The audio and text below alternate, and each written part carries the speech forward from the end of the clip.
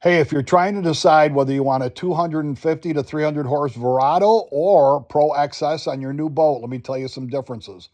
Both are 4.6 liter, both are V8s. The Verado weighs 600 pounds and has an advanced midsection to reduce vibration. Runs on 87 octane, so does the Pro XS. High RPMs for a Verado is 5,200 to 6,000. It has a 1.8 gear ratio lower unit. It has only power steering and has a 115 amp alternator.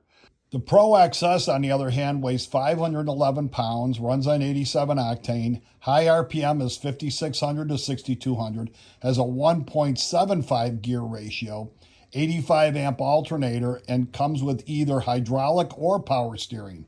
Unlike the Verado, which has silent or sport mode for the exhaust, the Pro XS is only sport mode. The difference between them is about $2,000.